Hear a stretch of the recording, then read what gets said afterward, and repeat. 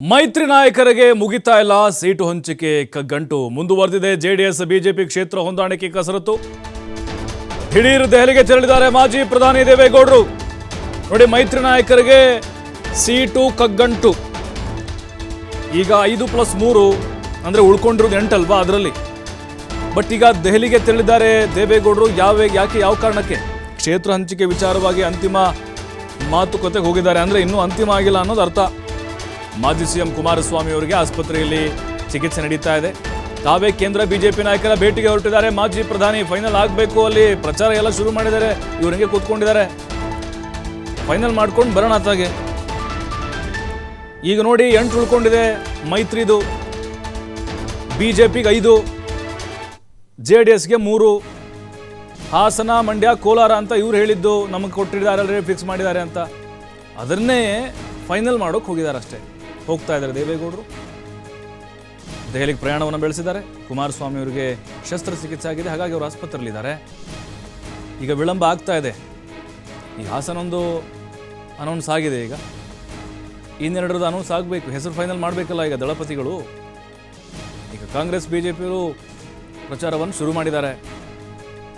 But ಈಗ ಸ್ಥಳೀಯವಾಗಿ ಕಾರ್ಯಕರ್ತರಲ್ಲಿ ಗೊಂದಲ ಇದೆ. ಅಭ್ಯರ್ಥಿ ಯಾರ ಪರವಾಗಿ ನಾವು ಪ್ರಚಾರ ಮಾಡಬೇಕು ಅಂತ ವಿಶ್ವಾಸಕ್ಕೆ ತೆಗೆದುಕೊಳ್ಳೋದು. ಸಾಕಷ್ಟು ರೀತಿಯ ಸವಾಲುಗಳು ಕೂಡ ಜೆಡಿಎಸ್ಗಿದ್ದಾವೆ. ಹಾಗಾಗಿನೇ ದೇವೇಗೌಡರೇ ಸ್ವತಃ ಈಗ ಅಖಾಡಕ್ಕೆ ಇಳಿದಿದ್ದಾರೆ.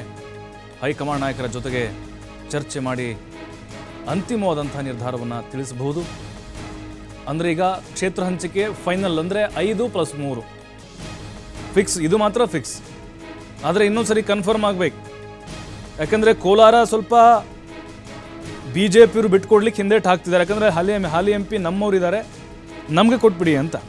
ಡಾಕ್ಟರ್ ಮಂಜುನಾಥ್ಗೆ ನಿಮಗೆ ಕೊಟ್ಟಿದ್ದೀವಿ ಅಲ್ಲಿ, ಅದು ಲೆಕ್ಕನೇ, ಅದು ಮೈತ್ರಿ ಲೆಕ್ಕನೇ. ಅದನ್ನು ಆ್ಯಡ್ ಮಾಡ್ಕೊಂಡು 3 ಆಯಿತು. ಹಾಸನ, ಮಂಡ್ಯ ಅಂಥೇಳಿ ಆ್ಯಡ್ ಮಾಡ್ತಾರೆ. ಬಟ್ ದಳಪತಿಗಳು ಕೇಳ್ತಿಲ್ಲ. 2 ಸೀಟಿಗೋಸ್ಕರ ನಾವು ಇಷ್ಟೆಲ್ಲ ಕಸರತ್ತು ಮಾಡಬೇಕಾ? ಕೋಲಾರ ಒಂದು ಕೊಟ್ಬಿಡಿ, ನಮ್ಮ ಶಕ್ತಿ ಇದೆ, ಅಲ್ಲಿ ಸಾಮರ್ಥ್ಯ ಇದೆ ಅಂತ ಇವ್ರ ವಾದ ಇದೆ.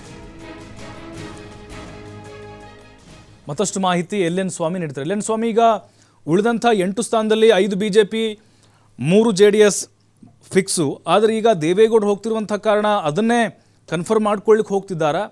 ಜೊತೆಗೆ ಈಗ ಈ 3 ಸೀಟುಗಳ ಹಂಚಿಕೆ ಬಗ್ಗೆ ಅವರ ಶಕ್ತಿ ಸಾಮರ್ಥ್ಯ ಏನಿದೆ, ಕೋಲಾರದ್ದು ಕೂಡ ಹೈಕಮಾಂಡ್ ನಾಯಕರಿಗೆ ಮನದಟ್ಟು ಮಾಡುವಂಥ ಕೆಲಸ ಆಗುತ್ತಾ ಅಂತ? ಖಂಡಿತ ಪ್ರಭು, ಈಗಾಗಲೇ ನಾಯಕರಲ್ಲಿ ಒಂದು ಅಸಮಾಧಾನ ಹೆಚ್ಚಾಗಿದ್ದಾರೆ.